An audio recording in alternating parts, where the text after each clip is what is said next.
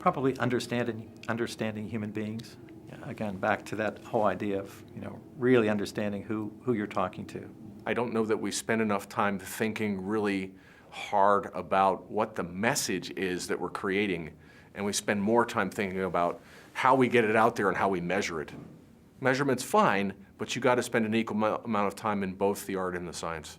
It's the clutter. There's so many different avenues. There's so many different places to focus your attention and deciding those ratios, to get your message out. It's a difficult one. TV commercials have to quit putting type on the TV commercials that's this big. You can't read it. And it's like, doesn't communicate. But I don't know, I guess you have to figure out how you're gonna get the pie, because the pie is all going to the internet.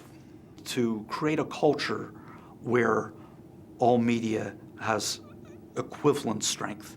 In other words, where the power of each form of media is allowed to realize itself. I think saturation. Saturation's an issue and fragmentation's an issue. And again, people are just jaded. I mean, there's so much of it that each generation is just untouchable. We're going around on the outside to try and communicate to people, and the younger they are, the more you need to go around it and not directly to it. Well, there's a couple, like I said before, media fragmentation. It's the choices that we have, and as media planners and buyers, knowing how to target our customers, knowing when they're engaged with the different options that are out there, so we can make wise media recommendations for them. And I also see a challenge of when clients' budgets are cut or when they stay the same, how to get more for them, especially at a time when there are so many vehicles out there. Reaching a customer is starting to cost more because it's so fragmented. Print is dead. That's the big, if I'm a print guy, that's a tough place to be. I think there's a lot of opportunity, and there's, again, being able to reach more highly defined user segments through social media and permission marketing, if you will, offers an awful lot of opportunity to be able to connect with people on a more granular level than typically broadcast media has permitted. We've been saying print is dead for years. I hope that print figures out how to reinvent itself. I think it's I think its clock's ticking though. Radio's the same thing. iTunes is kicking the hell out of traditional radio and advertising, and I'm just not sure what they're going to do about that. The news of their death is greatly premature. I think that every time there's something new comes along, it's like, well, that's the end of this. And we still have radio, we still have television, we're still going to have out-of-home vehicles. Those things will obviously continue to change. And I think the iPad announcement was interesting to see how that may extend some of the shelf life of some of these printed publications as well. But I think the challenge is to say that we're not dead, we're viable, and there's a way you can utilize us to help tell that whole story. Bankruptcy. They are highly invested in antiquated equipment, which, they've got to do something with. You go to get your newspaper today, you think there's been a mistake. It's like this thin. That's my newspaper. Sunday's newspapers, this much advertising, this much newspaper. These people have to learn that people under 30 don't. If you ever see anybody under 30 reading a newspaper, something's wrong. I mean, they're confused, or they're reading about themselves. Because no, they don't do it, so newspapers have to figure out how to get that audience. I think when you look at, at traditional media, it is a broken model. It's a bit outdated technology, if you will.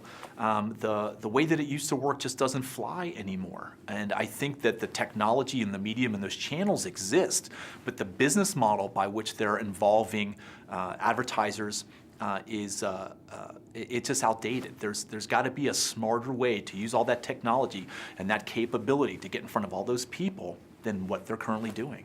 Well, the business model, how do you make money doing it? And the more traditional you are, the bigger the question. To me, the biggest challenge for whether it's newspapers, traditional newspapers, whether it's television, but even for some online, how do we pay for quality production, for quality information when the market's so fragmented that there's millions and millions of websites and a page for everyone in the world?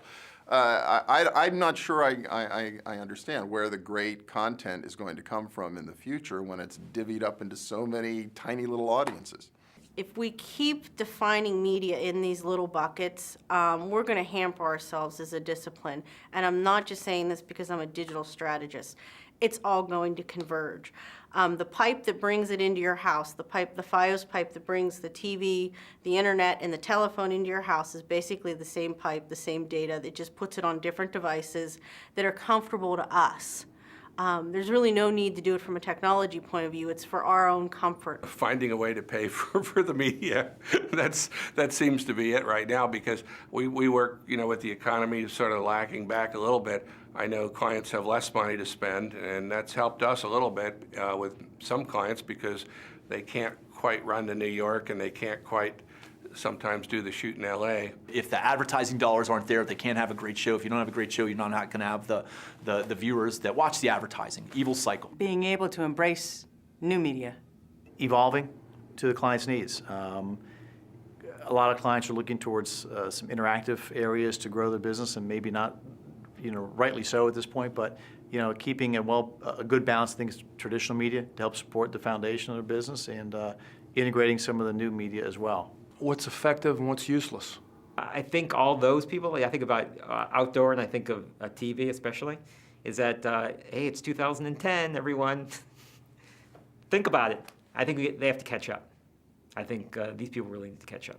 People aren't following, the change in the movement of eyeballs or listeners or subscribers or whatever the term is fast enough to new media space. I know way too many people that are TV broadcast specialists and just don't understand what that means when you're going to put it in a different environment like a YouTube environment. We need to be able to understand when those converge and be ready for it, because we can't leave it up to the 20-somethings to handle it when the time comes, because they don't have the experience we have when it comes back to communications. The biggest challenge in traditional media is, traditionally I think it was all about spots and dots and making sure that you have a presence. You have to do a lot more than that today. You actually have to have a real role there and an engaging, interactive role with the media that you're purchasing.